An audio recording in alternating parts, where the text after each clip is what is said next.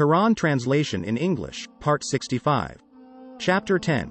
Jonah, Yunus, 1-30. In the name of Allah, the most compassionate, most merciful. Universal Messenger. Alif Lam Ra. These are the verses of the book, rich in wisdom. Is it astonishing to people that we have sent revelation to a man from among themselves, instructing him? Warn humanity and give good news to the believers, that they will have an honorable status with their Lord. Yet the disbelievers said, indeed, this man is clearly a magician. Origin of creation. Surely your Lord is Allah, who created the heavens and the earth in 6 days, then established himself on the throne, conducting every affair. None can intercede except by his permission. That is Allah, your Lord, so worship him alone. Will you not then be mindful? To him is your return altogether. Allah's promise is always true. Indeed, he originates the creation, then resurrects it so that he may justly reward those who believe and do good. But those who disbelieve will have a boiling drink and a painful punishment for their disbelief. Signs in Allah's creation. He is the one who made the sun a radiant source and the moon a reflected light, with precisely ordained phases, so that you may know the number of years and calculation of time. Allah did not create all this except for a purpose. He makes the signs clear for people of knowledge.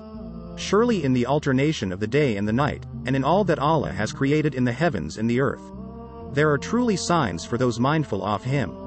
Deniers of resurrection.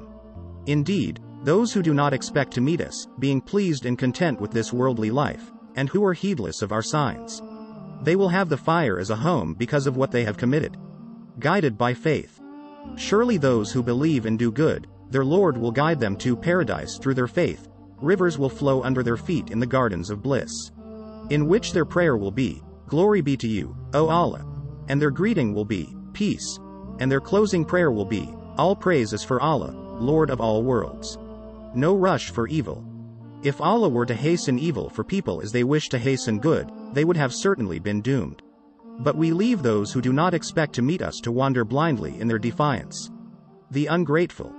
Whenever someone is touched by hardship, they cry out to us, whether lying on their side, sitting, or standing.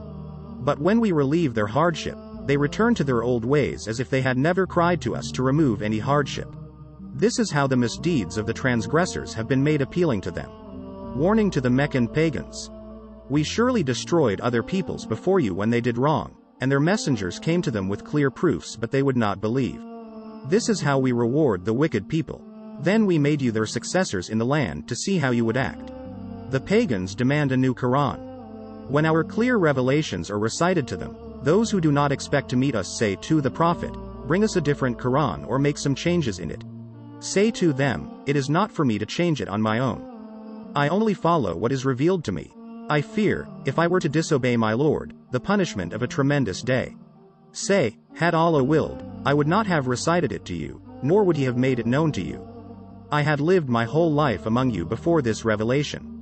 Do you not understand? Who does more wrong than those who fabricate lies against Allah or deny his revelations? Indeed, the wicked will never succeed.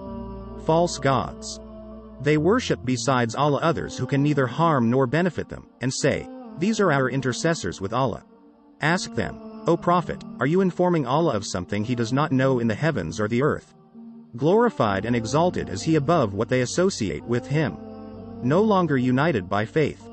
Humanity was once nothing but a single community of believers, but then they differed.